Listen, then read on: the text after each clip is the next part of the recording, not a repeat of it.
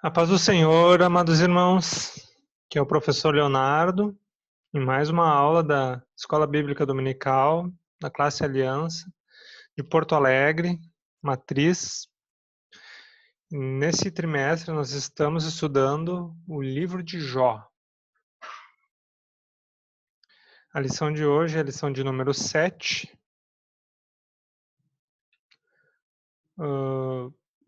A teologia de Bildade. Se há sofrimento, há pecado oculto? Essa é uma lição muito interessante, meus irmãos.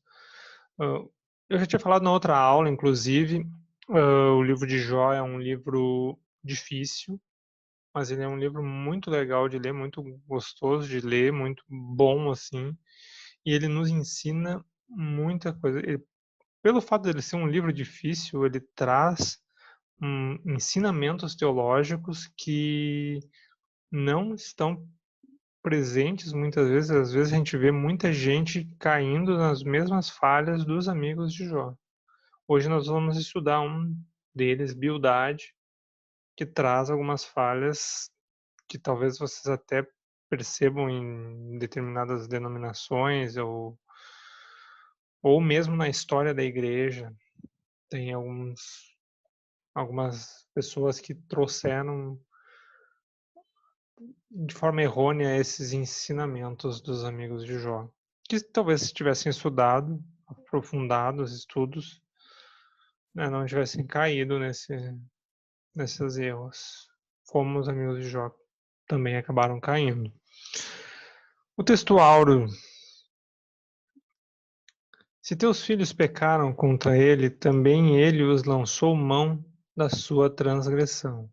Jó, capítulo 8, versículo 4. A nossa verdade prática antes. A existência de sofrimento não quer dizer que haja pecado oculto. Esse é o principal ensinamento de hoje, inclusive. A leitura bíblica em classe são um trechinho dos 3 discursos de Bildade.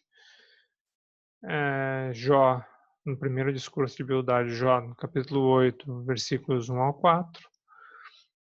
O segundo discurso de Bildade é o Jó, no capítulo 18, versículos do 1 ao 4.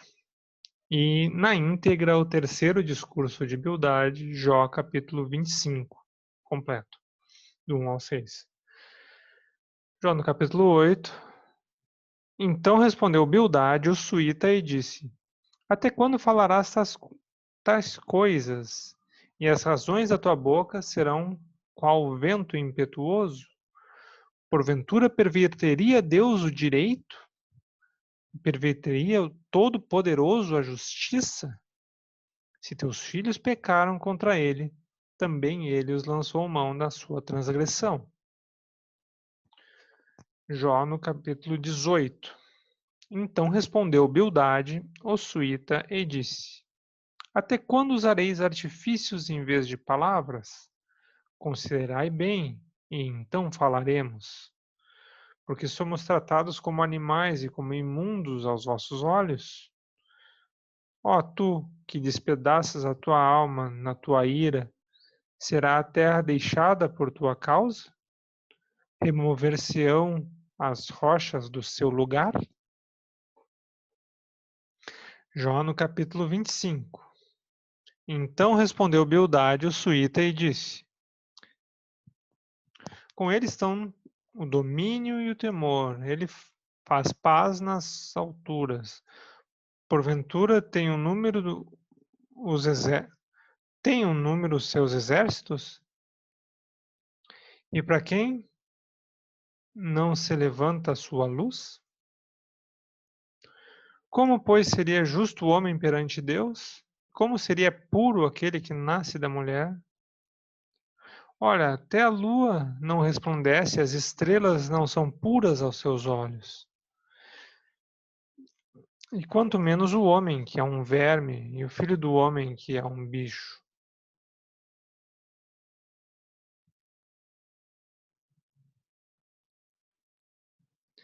Vamos fazer uma oração, então, para dar início a essa aula, irmãos.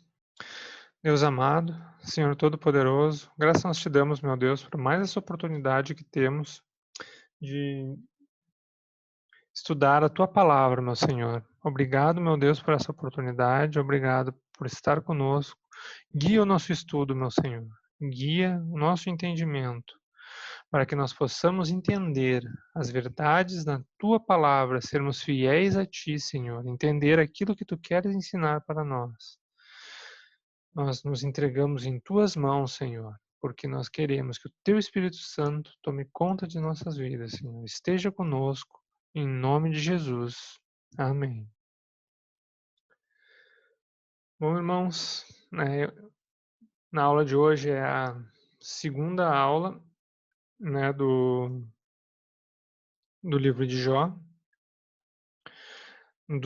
quer dizer, a segunda aula dos amigos de Jó, né? A primeira aula foi dada pelo irmão Paulo Berruti, uma aula muito boa e bastante interessante da gente assistir, que era sobre Elifaz. Mas vamos ver um pouco mais sobre aquilo que a gente viu no decorrer do trimestre, para quem está começando a ver agora, né?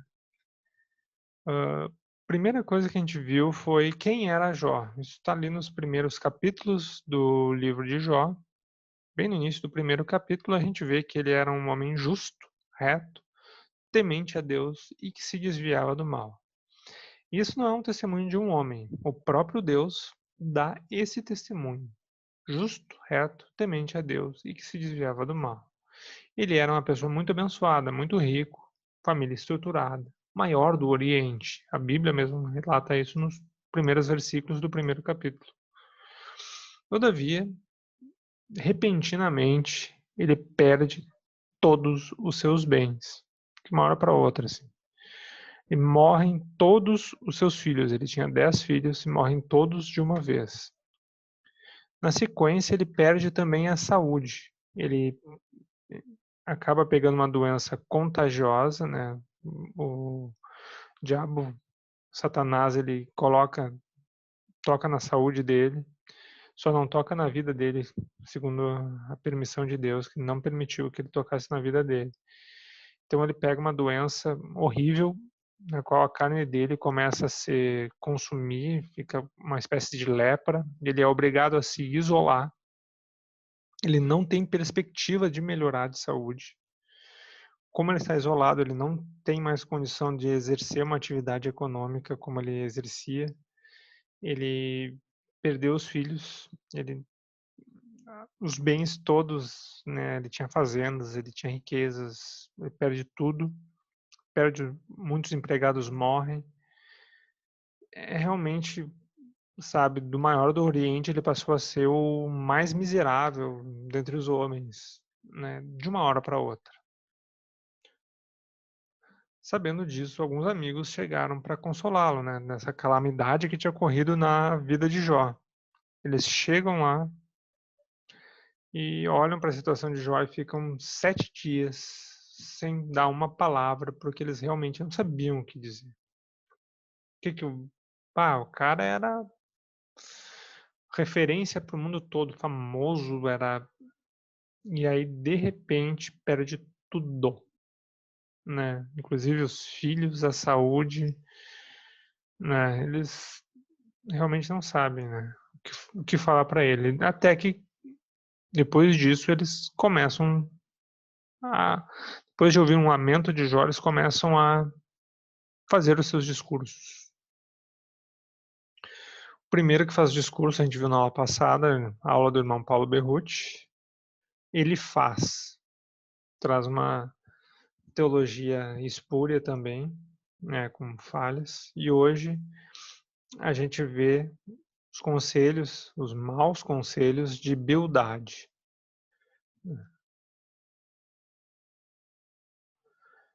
O primeiro discurso de Bildade, então, que a gente vê ali no capítulo 8 de Jó. A gente viu também na nossa leitura em classe ali o trechinho do discurso. Interessante a gente perceber o seguinte, todos os discursos aí são discursos bem poéticos, né? São bonitos, assim, uma linguagem rebuscada, né? Para demonstrar que não era qualquer pessoa qualquer pessoa que estava falando aquilo, né, eram pessoas instruídas, né, eram pessoas referência, né, para proferir aquelas palavras, aquele linguajar, assim, realmente tem que tem que ter, né. O cara tem que saber, são palavras bem belas. E aí qual é o teor desse discurso de humildade? Ele começa falando, né, ele dá a ideia primeiro, que Deus é justo. Isso está correto, Deus é justo. Só que aí ele desliza no segundo item. Ele diz: "Ah, se Deus é justo, logo ele não vai punir um justo. Logo, se tu pecou, tu sofre. Logo, se tu sofre, é porque tu pecou, porque Deus não puniria um justo, jamais. Isso seria injustiça." E aí que está o erro de Bildade, né? Ele não percebe que Jó, segundo o próprio testemunho de Deus, ele era um homem justo, reto, temente a Deus e que se desviava do mal. Ou seja, Bildade ele erra quando ele diz que quem sofre está sofrendo porque está em pecado. A gente vê isso evidente nos versículos, olha só. Que a gente vê ali Bildade falando, ó. Perverteria Deus o direito e o Todo-Poderoso a justiça, né? Aqui ele diz, né? Ele está dizendo isso, olha, tu está sofrendo por uma... Deus é justo. Não, ele não iria fazer coisa injusta. Então, se tu está sofrendo, tem alguma coisa que tu está nos escondendo aí porque tu está pecando.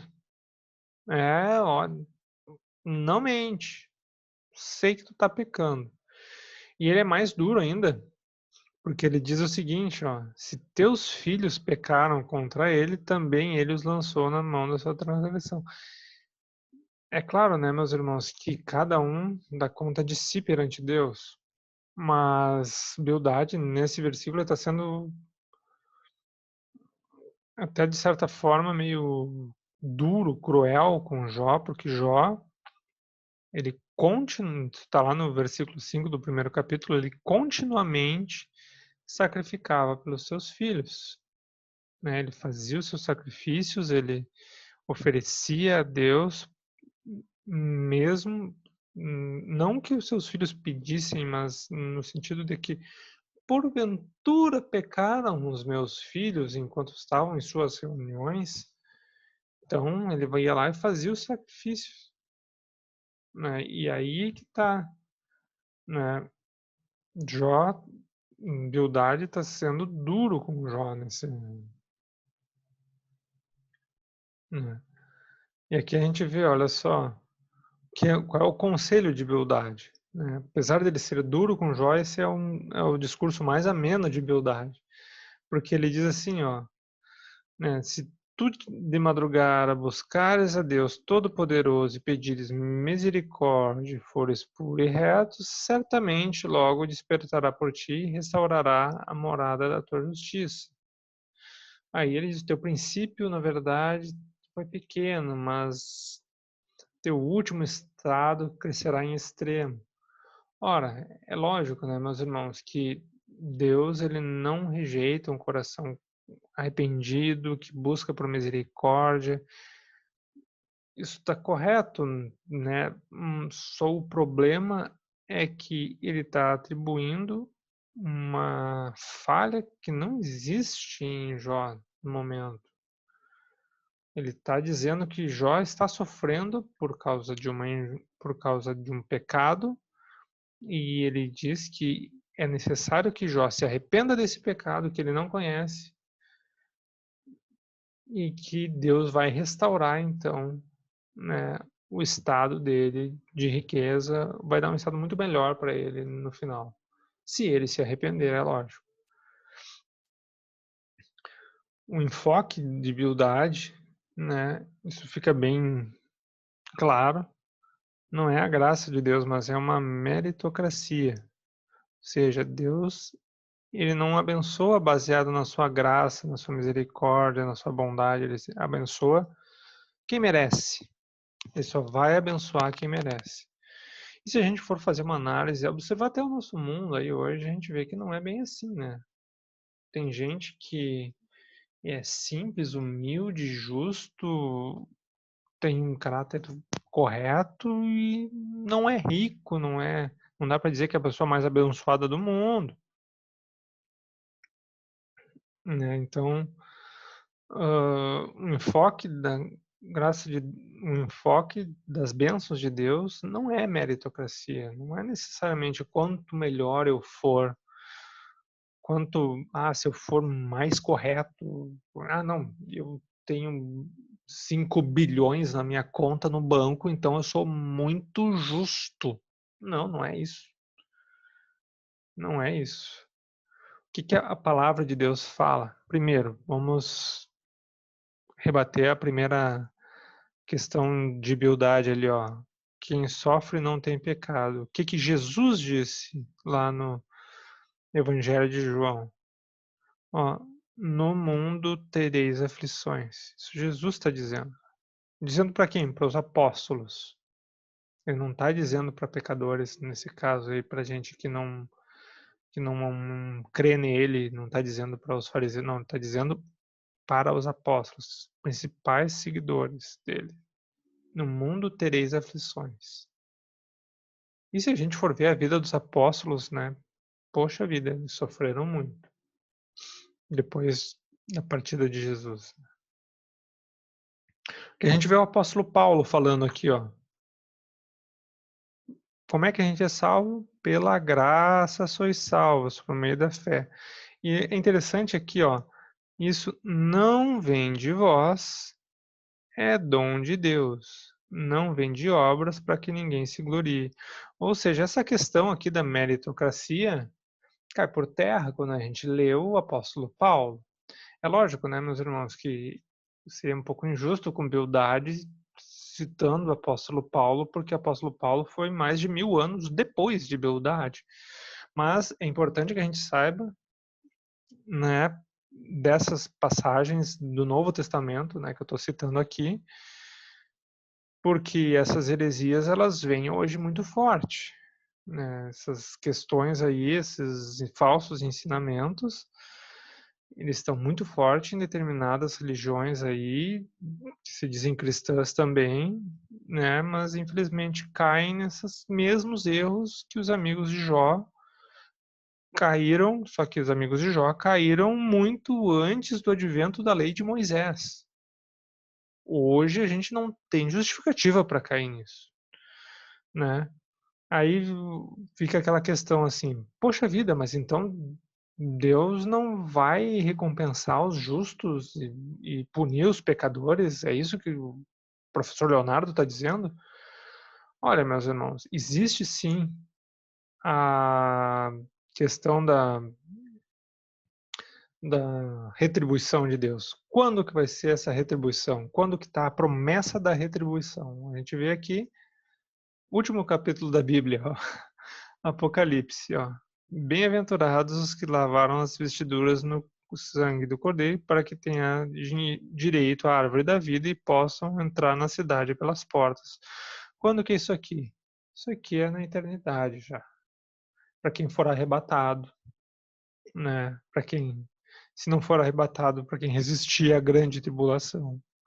Mas isso é para o futuro, né? Essa é uma promessa de retribuição que a gente tem, né? E aí ele diz, a punição dos injustos já é no versículo ali, ó, ficarão de fora os cães, os feiticeiros, que se prostituem, homicidas, idólatras, qualquer que ame e cometa mentira. Ou seja, o que a gente vê aí nessa passagem aí, para o futuro, para a eternidade, a gente vê recompensa para os justos e punição aos pecadores, né? Aí sim vale. Antes, né, a gente não pode ser categórico e dizer que a pessoa que está sofrendo porque está em pecado, e a pessoa que tem muitos bens, que é muito abençoada, é justa, ou tem mais justiça do que uma outra pessoa que não é abençoada. Não que Deus não abençoe, eu particularmente, sou muito abençoado por Deus, sou muito grato por tudo aquilo que Deus me deu. Esse apartamento que vocês estão vendo aí, né, outros bens também. Eu sou muito grato ao aquilo que Deus me deu. Mas, né, isso não é sinônimo de comunhão com Deus. Não quer dizer que porque, o Leonardo tem um apartamento de um quarto só e o fulano tem um apartamento de 10 quartos, uma cobertura lá no ele é muito mais justo do que o Leonardo. Não é isso que a Bíblia ensina. A gente vê que depois do discurso de Bildade, que é um discurso poético bem bonito, mas com essas falhas, Jó dá uma resposta, né? Jó, ele era, como eu tinha falado para vocês, olha ali, ó, ele era um homem. Isso aqui é o primeiro versículo do livro de Jó. É um homem sincero, reto, temente a Deus, que se desviava do mal. No versículo 8, esse mesmo testemunho é dado por Deus. Deus falando de Jó. Ou seja, é um testemunho verdadeiro. Não é o escritor do livro de Jó, não é o próprio Jó falando, não, eu sou reto, justo, temente a Deus. Não, o próprio Deus falou. Se o próprio Deus falou, está falado. Então, é isso que a gente tem que entender. Outra coisa que eu tinha falado, né? Jó, olha aqui, ó. Enviava Jó e santificava e se levantava de madrugada, oferecia holocausto segundo o número de todos eles. Eles quem aqui os seus filhos, né? Porque dizia Jó: porventura pecaram meus filhos e blasfemaram de Deus no seu coração. Assim fazia Jó continuamente. Ou seja, Jó era uma pessoa fiel, ele era sacerdote do seu lar, ele era uma pessoa, né, que correta, né? Ele era aos olhos humanos, assim, não, a gente não tinha o que dizer. Não dá para dizer que ele era perfeito, que ele não era um pecador, porque ele mesmo se reconhece como pecador. A gente não vê uma falha no livro de Jó falando, não, Jó falhou nisso. Mas, né, ele era um ser humano normal que buscava ter uma vida correta. E é o que todos nós devemos fazer, né? Por isso ele é um modelo para nós. Que a gente vê também, Jó, isso aqui, esse versículo aqui já é uma resposta que ele dá a ele faz, né? Mas dá para a gente ter ideia, porque ele faz mais ou menos as mesmas acusações. Ele diz: olha, Jó, tu tá em pecado e por isso tu tá sofrendo, né? Tu tá em pecado, então a tua punição é justa. E aí o que que Jó diz, olha só, porque as flechas do Todo-Poderoso estão em mim, né? Ele não entende. É isso que esse versículo está querendo dizer. Ele não entende o que está acontecendo com ele. Ele não sabe do que ele tem que se arrepender. É aquela coisa, sabe? Estão acusando ele. Não, Jó, tu tem pecado. Aí a pessoa faz aquele exame de consciência e, poxa vida, sabe? Não vê um motivo para tanto sofrimento. É isso que está se passando com Jó, né? Mas quando Bildade fala, Jó, ele não procura dizer, eu sou justo, pessoal, vocês estão me acusando. Não, olha só, o que que ele diz? Que é já no versículo, no capítulo 9, a resposta que ele dá a Bildade. Ó. Porque como se justificaria o homem para com Deus, se quiser contender com ele, nenhuma de 1000 coisas lhe poderá responder. O que que está dizendo Jó? Eu reconheço que a minha justiça é ínfima perante Deus. Eu reconheço que eu não consigo me justificar perante Deus, né? E aí o que que ele diz? Ele pede um árbitro, ou seja, um mediador, alguém que faça o meio de campo, que diga, olha, ele entende que é o sofrimento que ele está sofrendo é permissão de Deus e realmente é permissão de Deus. o sofrimento.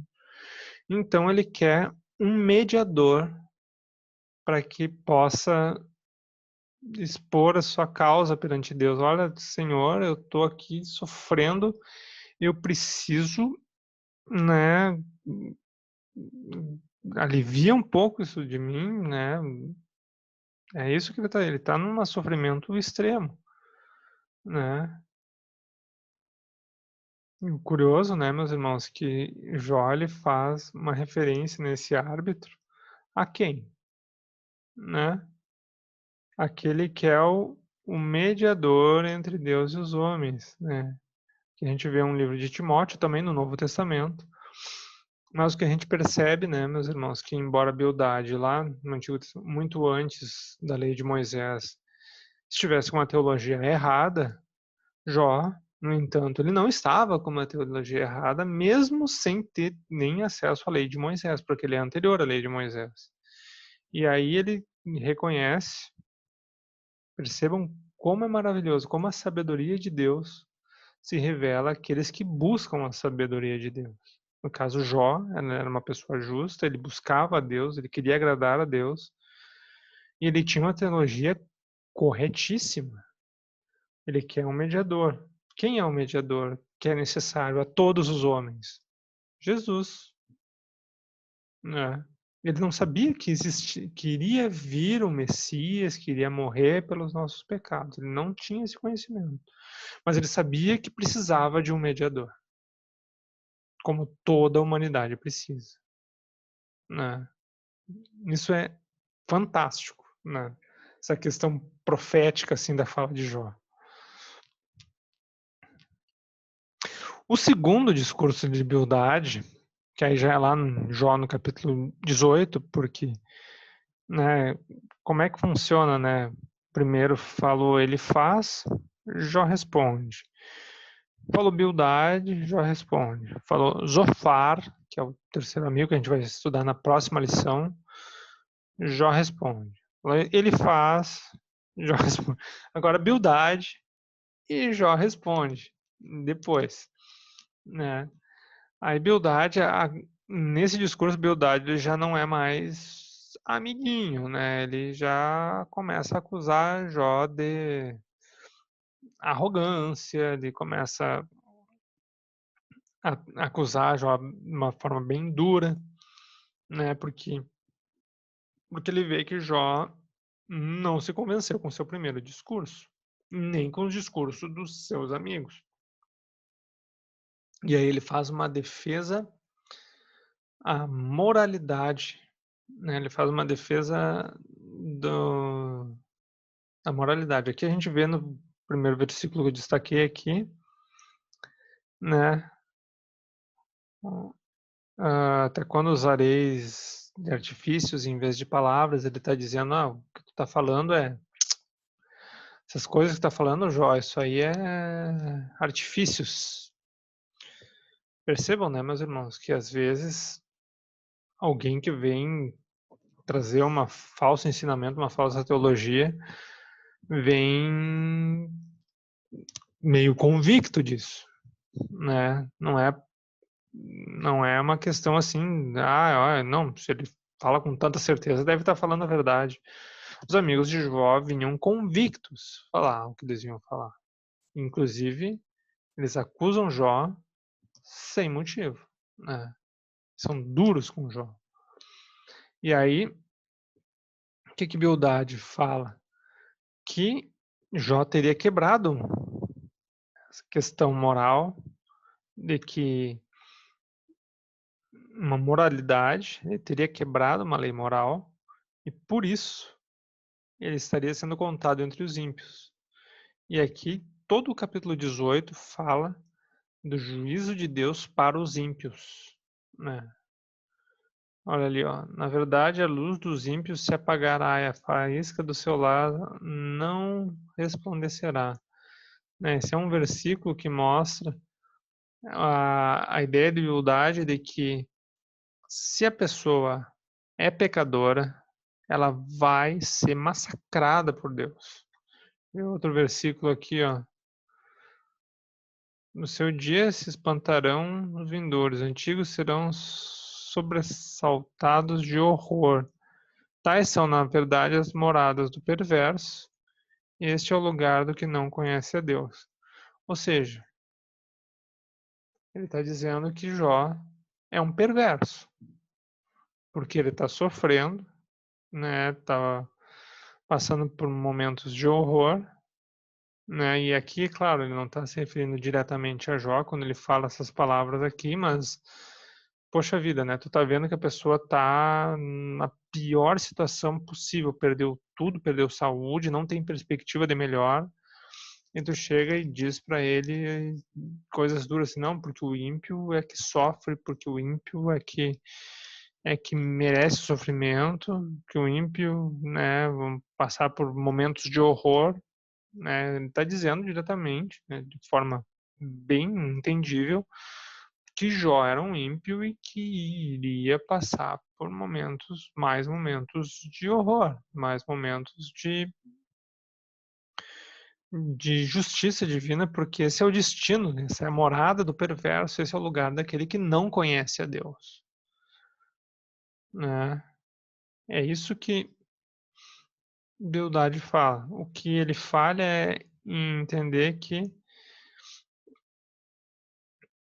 Jó, ele não está sofrendo por causa de um pecado.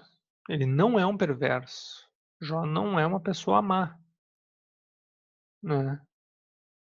Olha aqui, ó, que a gente vê mais alguns versículos refutando essa teologia de que são os pecadores que sofrem. Salmos 34, verso 19, já fala: muitas são as aflições do justo, mas o Senhor os livra de todas. Lógico, né? O que que esse salmo está falando? Que quem é justo, sofre, mas que o Senhor nos acompanha. Aquele que crê em Deus, ele vai passar por sofrimento, mas vai passar com Deus, pelo sofrimento. É bem diferente de uma pessoa ímpia, de uma pessoa má que rejeita Deus. Essa pessoa ela vai passar por um sofrimento sem Deus, né? Tem diferença nisso. Isso realmente a Bíblia fala, né? Olha só o que o apóstolo Paulo fala, ó: as aflições desse tempo presente não são para comparar com a glória em que há de ser revelado, nos há de ser revelado. O que o apóstolo Paulo está falando aqui? O apóstolo Paulo, a gente vê, na vida dele terrena, ele não passou por, depois que se converteu, lógico, ele não passou por bons momentos. Aliás, para quem defende essa questão de se tu é justo, tu vai ser muito abençoado, e se tu for pecador, tu vai ser massacrado por Deus, com Paulo foi justamente o contrário. Paulo ele tinha uma vida estável, tranquila, como fariseu, reconhecido pela sociedade. E ele aceita Jesus como Senhor e Salvador. Ele trocou essa vida estável, reconhecida pela sociedade, por uma vida de açoites e perseguição. Ele basicamente sofreu, foi preso, né? As cartas de Paulo ali por si só falam, né? Acho que é Coríntios que fala que ele sofreu 2 naufrágios, açoites, né? Que eles açoitavam de forma malandra Paulo, porque o Império Romano dizia que quem já recebeu 40 açoites não pode mais receber açoites porque ele já recebeu 40. O que eles faziam era dar um 39, só para poder açoitar ele dali a pouco com mais 39, para não chegar no limite dos 40. Então, ele já tinha recebido várias vezes essas questões aí. E aí que o apóstolo Paulo fala: as aflições desse tempo presente não são para se comparar com a glória que nos há de ser revelada. Ou seja, a esperança de Paulo não é nesse tempo presente uma bênção terrena, uma bênção eterna em Deus. Lá é que a recompensa está prometida de verdade. A resposta a esse discurso de Bildade, né, Jó demonstra uma tristeza com ajuda, digamos assim, dos seus amigos, né, que eles foram lá para consolar Jó, mas não estão ajudando em nada, só estão piorando a situação, né. Vê bem, né, imagina só, a pessoa chega para consolar, eles começam a acusar Jó, e Jó não sabe nem como, né. "Olha, eu não vou me arrepender de quê?", né, aí que Jó fala, ó: "Até quando entristecereis a minha alma e me quebrantareis com palavras?" Ou seja, aquele discurso de Bildade foi realmente bem duro, porque ele estava dizendo que se Jó não confessasse o seu pecado, ele iria ter o destino dos perversos. Só que Jó não sabia o que confessar. E aí, ou seja, ele estava deixando Jó sem saída. Estava dizendo: "Não, tua situação vai piorar", né. Mas o Jó, ele mais uma vez, ele não fica, sabe, se auto-justificando: "Tenham pena de mim, pobrezinho, eu sou justo". Não, o que ele faz, e esse é um dos versículos mais belos do livro, esse é um trecho mais belo do livro de Jó, ele clama mais uma vez por um redentor para defender a sua causa. E olha aqui, ó, um versículo, acho que dos mais famosos no do livro de Jó, versículo profético. Ele fala: "Eu sei que o meu redentor vive e por fim se levantará sobre a terra". É, todo o trecho ali que é importante a gente ler, ó: "Compadecei-vos de mim, amigos meus, compadecei-vos de mim, porque a mão de Deus me tocou", ou seja, ele está reconhecendo que é permissão de Deus o seu sofrimento. "Por que me perseguis assim como Deus, e da minha carne vos não fartais?" Ou seja, ele está dizendo: "Ah, olha, vocês estão piorando a situação, Deus já está me fazendo sofrer e vocês ainda me esmagam mais com essas palavras que vocês me dizem. Quem me dera agora as minhas palavras se escrevessem, se gravassem num livro, e com pena de ferro e chumbo para que fossem esculpidas na rocha." Alguém escreveu, né? Aí ele diz: "Porque eu sei que o meu Redentor vivo e por fim se levantará sobre a terra, e depois de consumida a minha pele e ainda a minha carne, verei a Deus." Ou seja, se a gente for olhar, ele, mais uma vez, ele faz uma referência a um Redentor, a um Salvador, alguém que é por ele, né. É um A gente, mesmo antes de falar de Cristo, ele não tinha essa visão de Cristo, mas ele fala, eu acho que inspirado pelo Espírito Santo, sobre o redentor dele, que é Cristo, o redentor de toda a humanidade.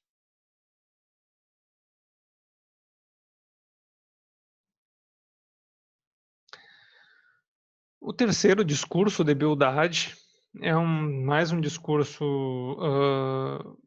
com falhas, mas essas falhas, elas não ficam tão evidentes no próprio texto bíblico, a gente tem que entender o contexto do que está acontecendo, né. Não dá para a gente ler simplesmente o capítulo 25 ali e procurar um erro, né. Porque o que que ele fala? O que que Bildade fala, né? Ele fala que Deus é poderoso, onipotente, perfeito, isso tá, ó, joinha, certo. Só que isso daí ele tá falando quando ele tá criticando a postura de Jó, né, ou seja, ele fala isso daí vendo Jó doente, vendo Jó mal, vendo Jó caído, e ele diz que Deus é onipotente, poderoso, perfeito, não existe nada puro perante ele. Ele acaba colocando uma distância, tornando Deus inacessível para Jó. E depois ele afirmar que Jó deveria se arrepender, ele coloca Jó distante de Deus. Isso é errado, né. A gente vê aqui, olha só, que todo o discurso. É um discurso bem curto, é por isso que inclusive foi transcrito inteiro na leitura bíblica em classe, e eu coloquei aqui, ó, né. Ele ele fala aqui sobre, né, a grandeza de Deus, ó: "Porventura tem número os seus exércitos, Para quem não se respondesse, ó, como pois seria justo o homem perante Deus?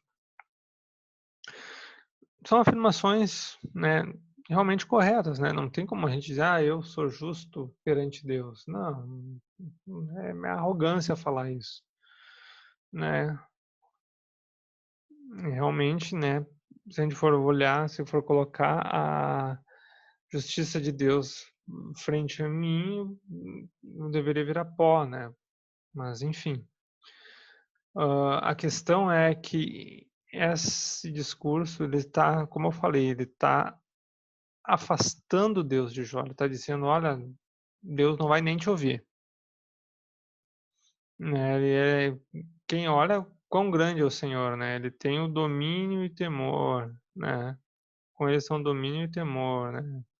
Ele faz a paz nas alturas, ou seja, nas alturas, lá em cima, né? Não, nem as estrelas são puras aos seus olhos, né? Ele está dizendo, não, ele acha falha até nas estrelas. Mas o que a gente vê, na verdade, né, meus irmãos, o ensinamento bíblico de verdade é que o nosso Deus é um socorro bem presente, como diz ali Salmo 43, verso 1. Nosso Deus, ele é refúgio, fortaleza, ele é socorro bem presente, ele é um Deus que está do nosso lado, ele é tudo isso. Ele é um Deus onipotente, ele é um Deus que domina, que nada sai do seu controle, ele é perfeito, né? Nós não podemos nos justificar perante ele, né? Quem sou eu perante Deus? Não sou ninguém. Mas Deus, ele é um Deus presente que quer ter um relacionamento conosco. A maior prova disso é o próprio Cristo, né? Jesus. Por que Jesus veio ao mundo? Para que a gente pudesse ter um relacionamento com ele. Deus, ele nos ama de tal forma que entregou o seu filho unigênito para se sacrificar por nós, para morrer por nós, para que então a gente pudesse ter um relacionamento com Deus. Todo aquele que aceita o sacrifício redentor de Cristo, aceita a morte de Cristo em seu lugar, ele tem essa permissão de ter mais uma vez relacionamento com Deus. Por isso ele é um Deus presente. Jó responde a esse discurso de Bildade com ironia, né? Ele diz: olha, não está ajudando em nada, dizendo, né? Ó, como ajudaste aquele que não tinha força e sustentaste o braço do que não tinha vigor? Não está ajudando em nada, tio. É isso que o Jó está dizendo aí, né? Como aconselhaste aquele que não tinha sabedoria, né? Para quem proferiste palavras? De que espírito saiu de ti? E aí, Jó, ele rebate a afirmação de Bildade, mostrando Deus como um criador e atuante dentro da sua criação. Olha só, o que ele diz? O norte estende sobre o vazio, suspende a terra sobre o nada, ou seja, ele está dizendo, ó, Deus sustenta a terra sobre o nada, ou seja, não tem nada que sustente a terra, é Deus que mantém ela ali. Né, ó, prende as águas em densas nuvens e a nuvem não se rasga debaixo dela. Está dizendo, Deus ele controla o tempo, as nuvens. Pelo seu espírito ornou o céu, a sua mão formou a serpente.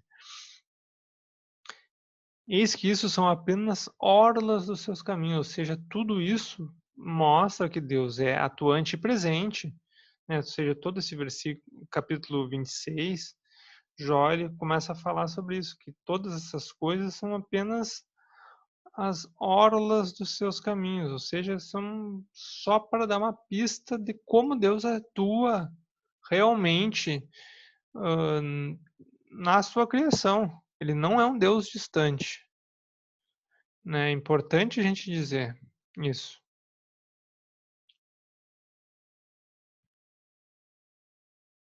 E aí ele diz: quem, pois, entenderia o trovão no seu poder, né? Ou seja, Deus, ele está.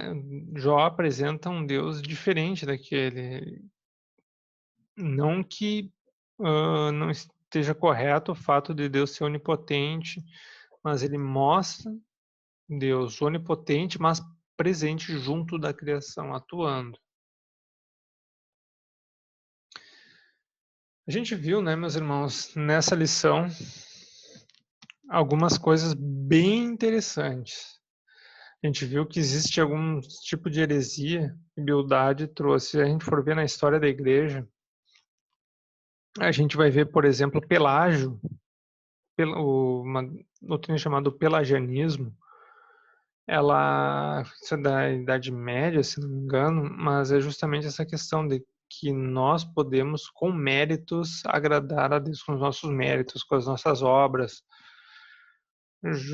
O livro de Jó refuta isso, né, pelos textos que a gente acabou de ver. Outra questão é a teologia dos iluministas, aquela questão ali né, que surgiu ali durante o iluminismo, que é uma religião chamada deísmo, que eles exaltavam de tal forma a razão que eles rejeitavam todos os tipos de religião e eles entendiam que Deus, ele era um Deus que criou todas as coisas, que era lógico, né? Só tu olhar para a Terra que tu vê que tem um Deus criador, mas que é um Deus que não fica atuando. Não é um Deus distante, ele está lá, ele criou e abandonou a criação. Né? E o livro de Jó também refuta esse tipo de heresia. Percebam que essas coisas que eu citei para vocês vieram mais de milênio depois do livro de Jó. Né? Então, isso torna o livro mais maravilhoso ainda, né? E torna mais indesculpável esses hereges dos dias atuais. E também, né, a gente vê um ensinamento falso que Bildade faz baseado no moralismo. De, ele exagera no moralismo dizendo que, não, se vocês perverterem os preceitos morais, logo virá uma catástrofe, virá uma punição sobre vocês, isso é uma lei natural. Essa teologia do moralismo também é uma teologia que Bildade traz, é uma teologia falha. Né? E o livro de Jó, então, ele nos ensina a rebater esse tipo de heresia. Ele é um livro difícil porque ele mostra esse tipo de heresia e se a gente pega os versículos meio isolados, né? Se, por exemplo, pegar na nossa revista aquela ali da CPAD, essa aqui mesmo, né? Pegares e em vez de estudar a lição e fizer um estudo, né, como a gente está fazendo aqui, simplesmente pegar a fala de Bildade isolada, é muito difícil de tu detectar alguma coisa e se tu não tem um estudo mais aprofundado, é bem capaz de tu achar que está correto. Não é muito fácil, porque eles são bem convincentes, eles misturam coisas corretas com coisas que não são tão corretas. E aí, isso é uma forma que o diabo usa para enredar, sabe, as pessoas. Ele mistura aquilo que um pouquinho de verdade num monte de mentira, e aí tu, não, mas isso que ele falou é verdade, então isso o resto também deve ser verdade. A gente faz essa associação, né? Então, esse tipo de coisa, meus irmãos, a gente tem que estudar a Bíblia. A gente tem que, sabe, para não cair nesse tipo de armadilha do diabo, né? E outra questão também muito importante, que é importante a gente lembrar, isso vale para todo o estudo dos amigos de Jó, é que a gente não deve fazer um julgamento precipitado da situação das pessoas, né? Fulano de tal pegou o Covid lá, é porque está em pecado. Não é não, meus irmãos. Tem muita gente justa que está sofrendo com doença, está sofrendo com câncer, com Covid, com, enfim, né? Eu conheço gente justa que faleceu por causa do Covid, né? Infelizmente, mas isso não significa que eles estavam em pecado de forma nenhuma, né? A própria palavra de Deus mostra que o justo também sofre, e que não é porque a pessoa está sem sofrimento que ela, né, é justa.